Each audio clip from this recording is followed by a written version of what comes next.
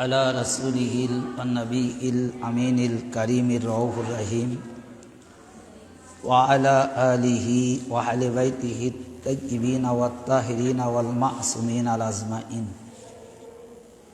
خصوصا على سيدنا غوث الأعظم على جده النبي عليه الصلاة والسلام وقد قال الله تعالى في كلامه المجيد وفرقان الحميد أعوذ بالله من الشيطان الرجيم بسم الله الرحمن الرحيم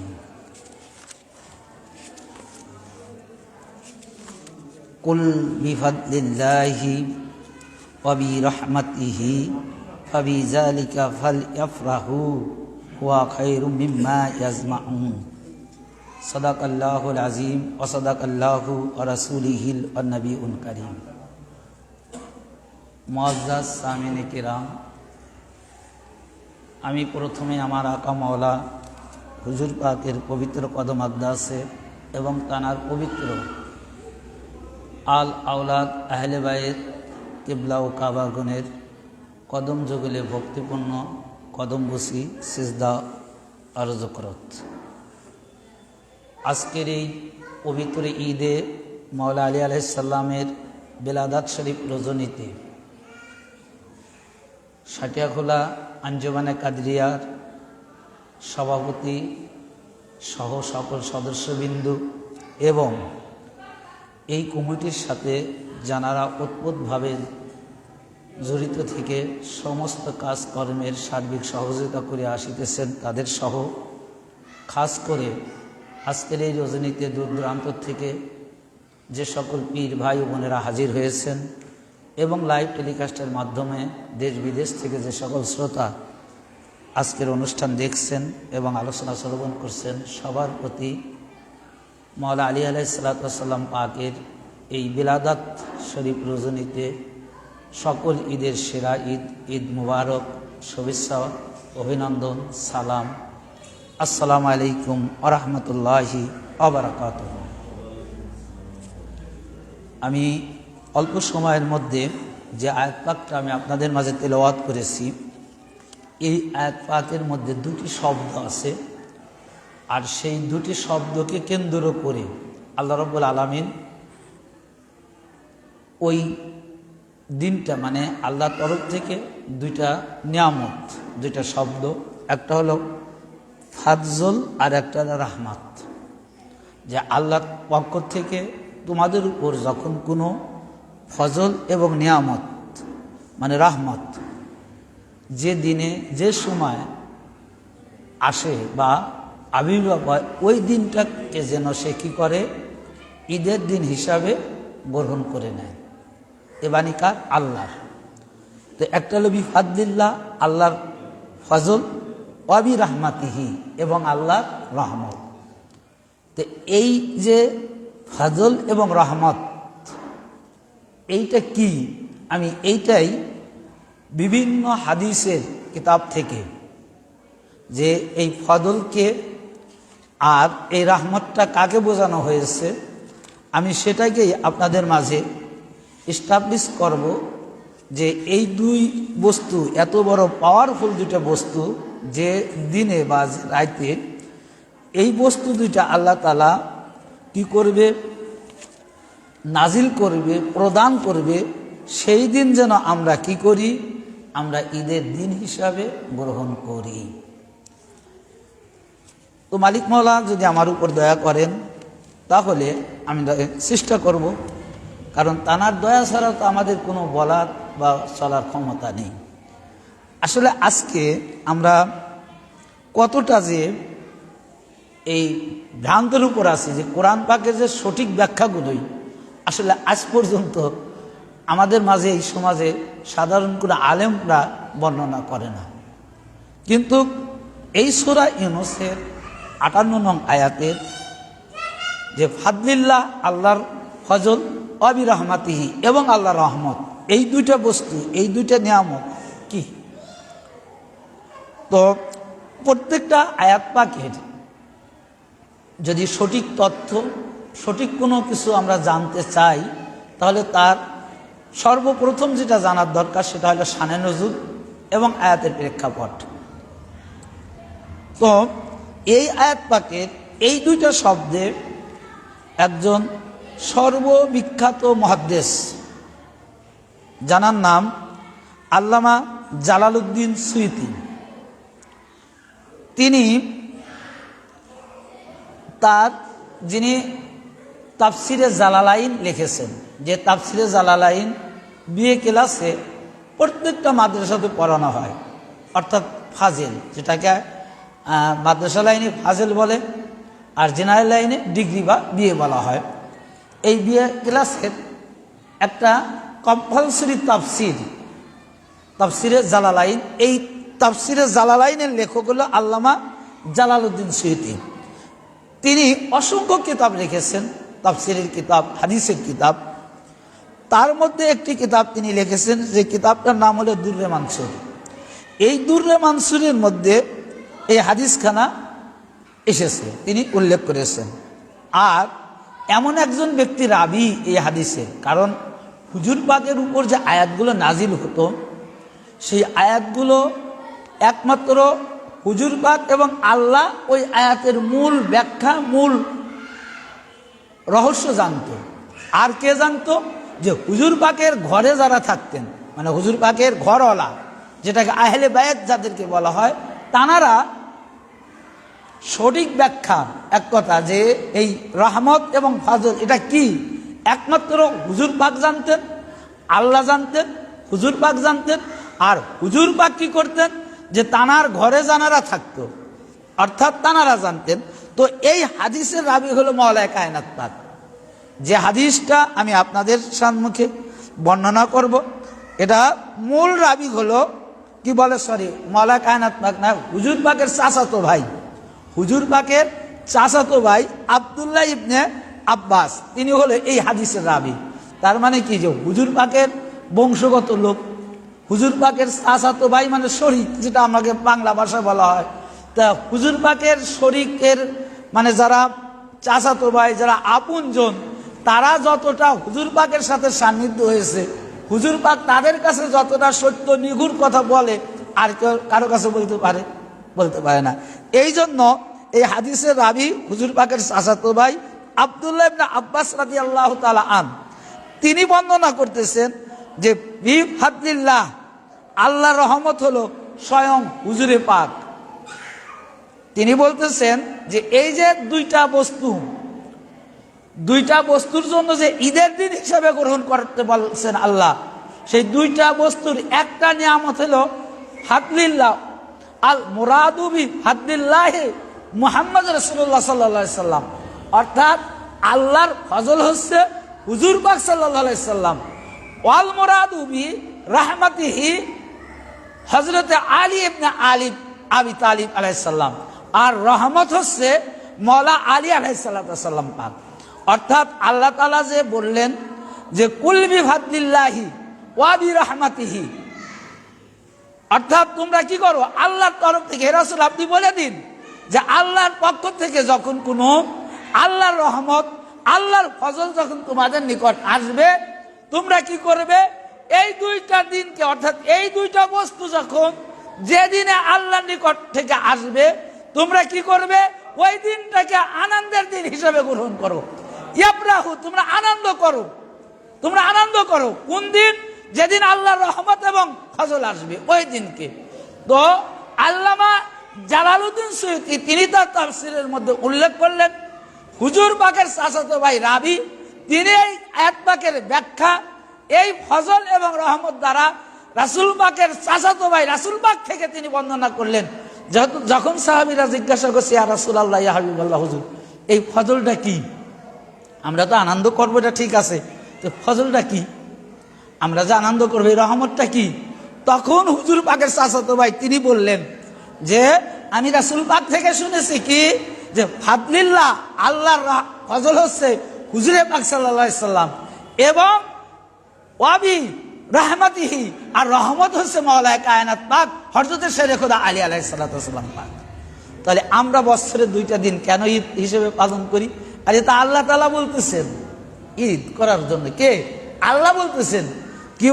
যেহেতু আল্লাহ যেখানে আনন্দ কার, যে মাওলায়ে এই আয়াত পাকের তাফসিরে এসেছে কি, যে তোমরা কি করো, তোমরা যে দিনে আল্লাহর রহমত এবং আল্লাহর ফজল যে দিনে তোমাদের মাঝে অবতীর্ণ হয়, তোমরা কি করো, ওই দিনকে ঈদের দিন হিসাবে কি করো, ফাবি জালিকা ফাল ইয়াফরাহু, তোমরা ওই দিনটাকে আনন্দ করো, উৎসব করো, ঈদ পালন করো।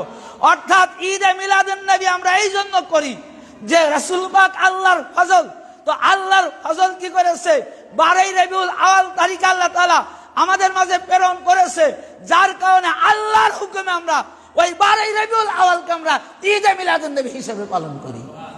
কোন মুফতি মুফাসসির, কোন মোল্লা মৌলবীদের ইজমা কিয়াস দ্বারা করি না, আল্লাহ নিজে বলছেন, এ তাফসীরের কিতাব।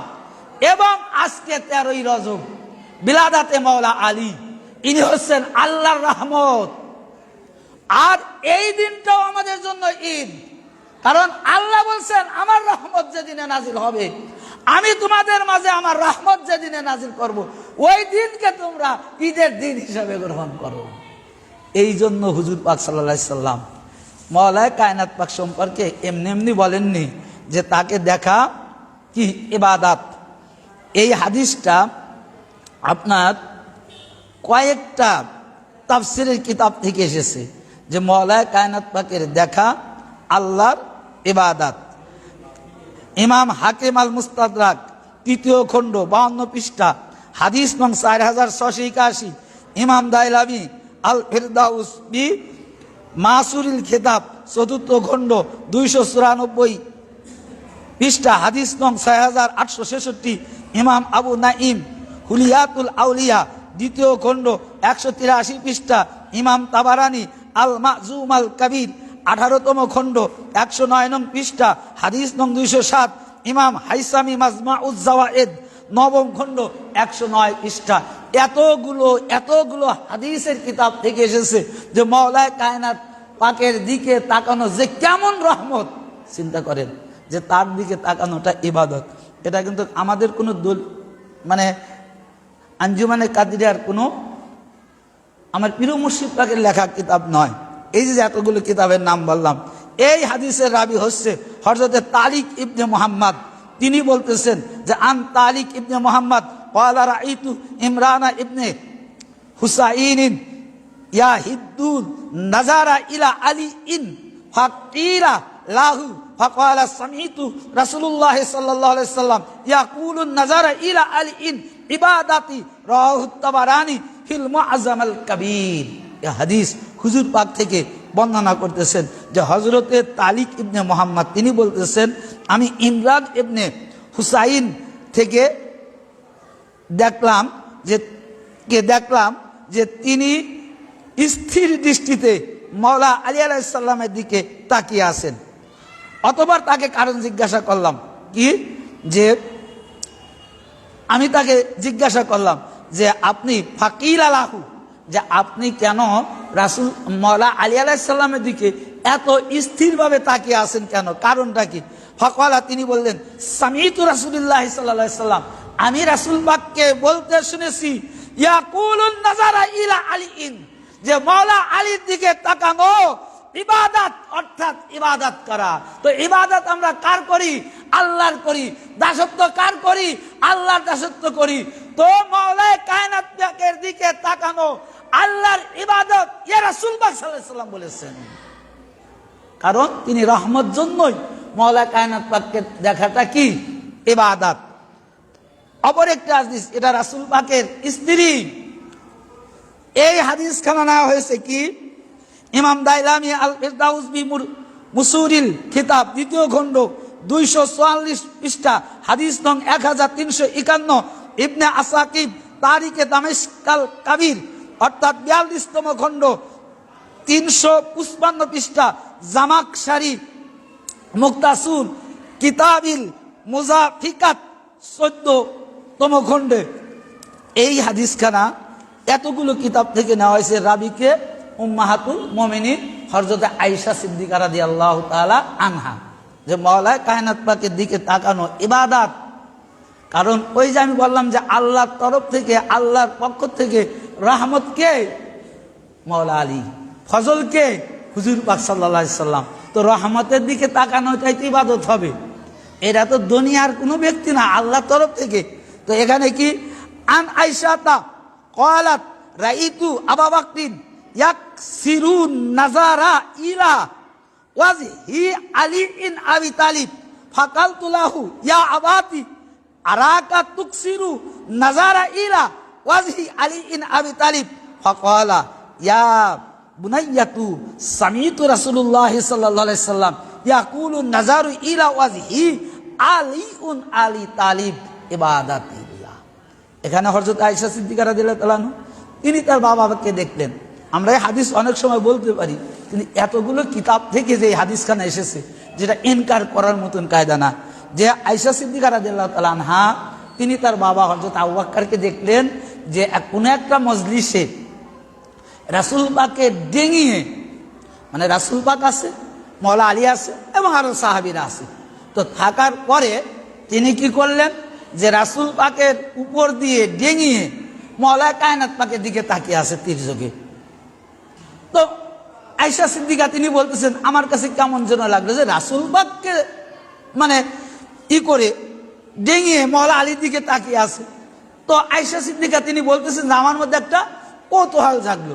তা আমি কি করলাম, আমি তখন জিজ্ঞাসা করলাম আমার আব্বাকে যে আব্বা, যে রাইতু আবা বকরিন ইয়াকসিরু নাজারা ইলা ওয়াজহি আলী, যে আব্বা আপনি কেন মাওলা আলীর দিকে চেহারার দিকে ওইভাবে তাকিয়ে থাকলেন? ফাকালতু লাহু, তখন আবু বকর সিদ্দিক তিনি বলতেছেন যে ইয়া আবাতি আরাকা তুকসিরুন নাজিরি ইলা ওয়াজহি আলী ইন, যে হে আমার আব্বা আপনি কেন মাওলা কায়নাত পাকের দিকে এত তির্যক ভাবে তাকিয়ে থাকলেন? ফাকালা, আবু বকর বলেন ইয়া বুনাইয়াতু, হে আমার কন্যা তুমি শোনো, সামিতু রাসূলুল্লাহ, আমি রাসূল পাক থেকে শুনেছি, হুজুর পাককে বলতে শুনেছি, ইয়াকুলু নাজারা ইলা ওয়াজহি আলী ইবনে আবি তালিব, যে মাওলা কায়নাত পাকের দিকে তাকানো, হযরত আলী আলাইহিস সালামের দিকে তাকানো ইবাদত, অর্থাৎ আল্লাহর ইবাদত হলো মাওলা কায়নাত পাককে দেখা। এর মধ্যে কোনো সন্দেহ নেই। এই হাদিসের রাবী কে? উম্মাহাতুল মুমিনিন আয়েশা সিদ্দিকা রাদিয়াল্লাহু তাআলা আনহা। এবং অনেকগুলো কিতাব থেকে এই হাদিসখানে আমি নিয়েছি।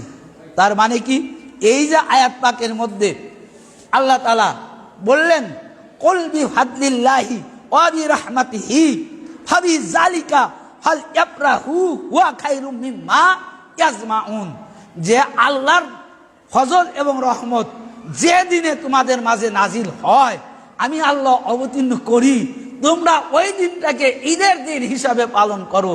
তো মাওলা কায়নাত পাক হচ্ছে আল্লাহর রহমত, তার দিকে তাকানো আল্লাহর ইবাদত। তো তার বিলাদাত শরীফ সবচাইতে সকল ঈদের সেরা ঈদ।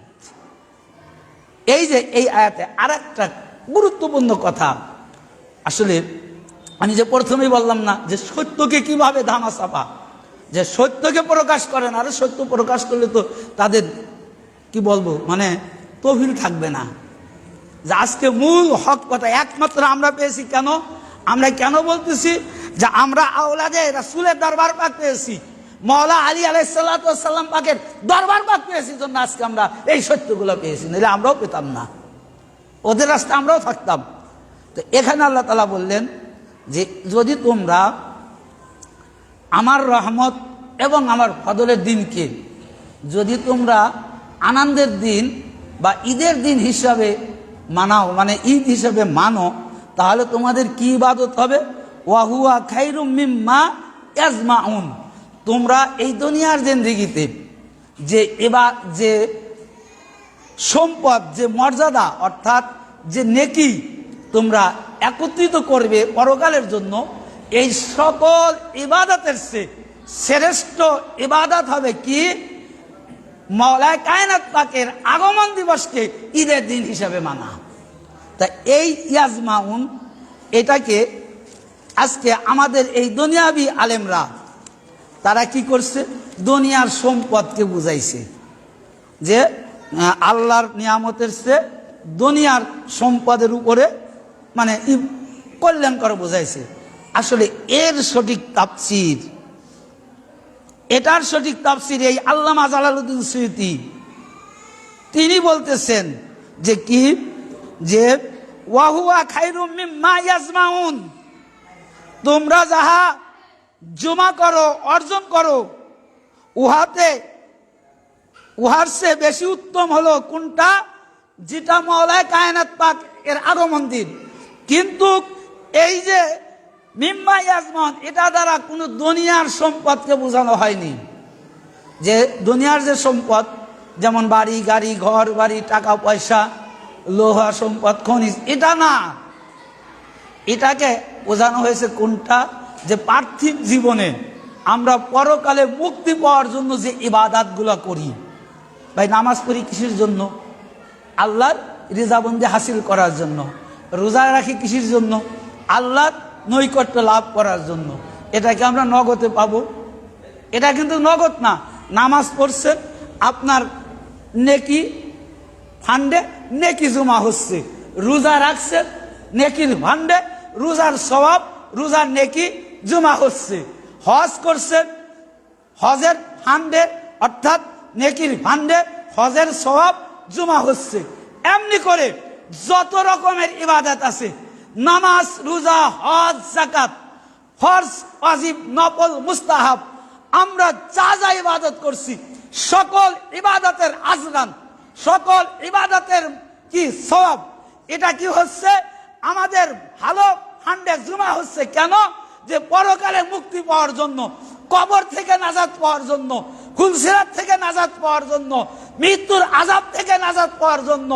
অর্থাৎ এক কথা, ইয়াউমাল কিয়ামা, রোজ মাহশরের দিন, কিয়ামতের মাঠে আমরা শান্তি পাওয়ার জন্য, সকল কিছু থেকে মুক্তি পাওয়ার জন্য আমরা দুনিয়ার জিন্দেগিতে ইবাদত করে যত সওয়াব, যত আজরান জমা করছি, এই সকল আজরানকে এখানে বোঝানো হয়েছে এই আয়াত পাকে, যে ওয়া খায়রুম মিম্মা ইয়াজমাউন, তোমরা পরকালের জন্য, কবরের জন্য, হাসরের জন্য তোমরা যত ইবাদত করে তোমরা যত নেকি সঞ্চয় করছো, যত নেকি অর্জন করছো, যত নেকি জমা করছো, সকল নেকির থেকে, সকল ইবাদতের নেকির থেকে উত্তম হলো যে মাওলানা কায়নাত পাকের আগমনের দিনকে অর্থাৎ ঈদের দিন হিসাবে মানা। এক কোরআন, এটা কার কথা? কোরআনের কথা, হাদিসের কথা, এটা আমাদের কথা না। তার মানে আরে ভাই হবে না কেন? এই যে মাওলানা কায়নাত পাকের বেলাদাত শরীফ যদি পালন, যে নামাজের চেয়ে শ্রেষ্ঠ হবে না কেন? হজের চেয়ে শ্রেষ্ঠ হবে না কেন? যাকাতের চেয়ে শ্রেষ্ঠ হবে না কেন? এক কথা, সকল ইবাদতের চেয়ে শ্রেষ্ঠ তো হবে না কেন? কারণ মাওলানা কায়নাত পাক তিনি ইসলামকে জিন্দার জন্য কুরবানি দিয়েছেন। তানার সন্তান, তানার শাহজাদা ইমাম হাসান এবং হুসাইন, তানারাও এই ইসলামকে জিন্দা করার জন্য কি করেছে? কারবালার মহল্লাতে তানারা নিজেদের আপনজন সহ ৭২ জন তানারা কুরবানি দিয়েছে। তো যাদের জীবনের বিনিময় ইসলাম জিন্দা হয়েছে, যদি ইসলাম জিন্দা না হতো, টুপি থাকতো না, মুসলমান থাকতো না, তো মুসলমানই যদি না থাকতো আজকে মসজিদে আজান হতো না, আজকে ৫ ওয়াক্ত নামাজ হতো না, হজ থাকতো না, যাকাত থাকতো না, রোজা থাকতো না। এক কথা, ইসলাম জিন্দা না হলে ইসলামের কোনো আরকান আহকাম কোনো কিছুই থাকতো না। তো জানার জন্য ইসলাম জিন্দা হয়েছে, জানাদের জন্য ইসলাম তাজা হয়েছে। তো তাদের বিলাদাতের সে বড় উত্তম আর কি ইবাদত হতে পারে? আল্লাহ তার এমনি এমনি কয়নি যে ওয়াহুয়া খায়রুম মিম্মা ইয়াজমাউন, তোমরা যদি ওই 2 দিনকে অর্থাৎ আল্লাহর রহমতের নাজিলের দিন এবং আল্লাহর ফজলের নাজিলের দিন যদি তোমরা ঈদ হিসাবে মানো, তাহলে এটা হবে তোমাদের দুনিয়াদারি, দুনিয়ার জিন্দেগিতে যত নেকি তোমরা সঞ্চয় করবে, যত নেকি তোমরা কি করবে, তোমরা একত্রিত করবে, সকল নেকি থেকে শ্রেষ্ঠতম নেকি হলো ঈদে মিলাদুন নবী পালন করা এবং আজকে 13ই রজব পালন করা। এ কোরআন, শুধু কোরআন নয়, আমি তো হাদিসের আলোকে বললাম, কারবালার মহল্লার ঘটনা দিয়েও বললাম। যে কেন? কারণ কোরআনের ব্যাখ্যা যে হাদিস খানা আমি বর্ণনা করেছি, এটা রাসূল পাকের চাচাতো ভাই, আপন চাচাতো ভাই হযরত ইবনে আব্বাস, তিনি হাদিস খানা বর্ণনা করেছেন যে বিহাদ্দিল্লাহি মুরাদি বিহি মুহাম্মদ রাসূলুল্লাহ সাল্লাল্লাহু আলাইহি সাল্লাম ওয়াল বি মুরাদি, অর্থাৎ আল্লাহর রহমত হলো মাওলা কায়নাত পাক শেরে খোদা হযরত আলী কারামাল্লাহু ওয়াজহুল কারীম। তো এখন চিন্তা করেন যে আজকে এই 13ই রজব কয়জন পালন করছে? আমরা তো মুসলমান সবাই। আজকে বিলাদাতে এই যে 13ই রজব, বর্তমান জামানার ইমাম আমাদের আকা মাওলা হুজুর পাকের তত্ত্বাবধানে প্রত্যেকটা মসজিদ, প্রত্যেকটা খানকা শরীফে আজকে ঈদের দিন হিসাবে সাবেত হলো এই কোরআন পাকের এই আয়াত নাই। শেষ কথা হলো এটাই যে ইনাদের শানে যদি আমাদের যাদের মহব্বত আছে তানারাই তো ইনাদের বিলাদাত পালন করবে, যাদের মহব্বত আছে তানারাই তো ইনাদের শাহাদাত দিবস পালন করবে, জানাদের হৃদয়ে। তো ভাই ইনাদের মহব্বত না করে কার মহব্বত করবেন? কারণ এই রজব মাসে আমি তো নিজেই প্রথমে বলেছি যে এই যে আমরা দুনিয়াতে বাস করছি, এই দুনিয়াটা মা খাতুনে জান্নাত আতাহার পাকের, যে জান্নাতে যাওয়ার জন্য আপনারা ইবাদত করছেন ওই জান্নাত মা খাতুনে জান্নাত আতাহার পাকের। তো তানাদের দুনিয়ায় বাস করবেন, তানাদের জান্নাতে যাবেন, আবার তানারই শাহাদাতার কোরবানির বিনিময় আজকে ইসলাম পাইলেন। তো এখন আবার যে নামাজ আদায় করছেন এই নামাজের মধ্যে তাদেরই জিকির রয়েছে, এই নামাজের মধ্যে তাদেরই গুণগান রয়েছে। তো তাদের বিলাদাত, তাদের ভালোবাসা যাদের হৃদয়ে আছে তারাই তো বিলাদাতে মাওলা আলী পালন করবে, তারাই তো বিলাদাতে কি করবে? শাহাদাতে মাওলা আলীর দিন পালন করবে। যেটা শোকের দিন সেটা শোক পালন করবে, যেটা আনন্দের দিন তারা আনন্দ হিসেবে পালন করবে, অন্য কেউ তো করবে না। আর ইনাদের মহব্বত ব্যতিরিকে আপনি যত ইবাদত বন্দিগি করেন আপনার ইবাদত তো কবুল হবেই না, আপনি হবেন নেমো খারাম সব চাইতে। এই জন্য দাদা হুজুর পাক কাওয়া কেবলা তিনি নাহা পাকের মধ্যে লিখলেন বেহুব্বে আহলে বায়েত ইবাদাত হারাম হায় হাম পার তো ফরজ আইন উলফাত হুসাইন কি, অর্থাৎ আহলে বায়েতের মহব্বত ছাড়া সকল ইবাদত হারাম। এবং আল্লাহ তাআলা সকল বান্দাবান্দির জন্য আহলে বায়েতের মহব্বত করা, ইমাম পাকের জন্য শোক করা, ইমাম পাকদের জন্য মরসিয়া করা, সকল আল্লাহর বান্দাবান্দির জন্য ফরজে আইন করে দিলেন যে হাম পার তো ফরজে আইন উলফাত হুসাইন কি।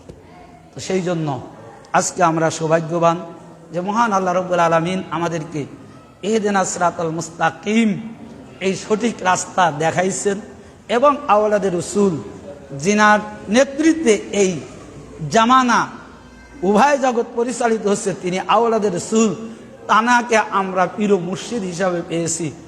আমরা মালিক পাকের কাছে এই ইরাদা করব, এই প্রার্থনাটুকু সবসময় করব, মালিক এবং মাওলা পাক যেন আমাদের মৃত্যুর পূর্বক্ষণ মুহূর্ত দুনিয়ার জিন্দেগিতে যেন এই আহলে বায়েতের কদম পাক যেন দৃঢ় হস্তে আঁকড়ে ধরার মতো তৌফিক দান করুক এবং আমার হুজুর পাকের কদমের ধুলিকণা না হয়ে যেন এই দুনিয়ার থেকে আমরা শেষ বিদায় না নেই। সবাই বলুন আমিন। ওমা তাওফিক ইল্লা বিল্লাহ। আসসালামু আলাইকুম ওয়া রাহমাতুল্লাহি ওয়া বারাকাতুহু।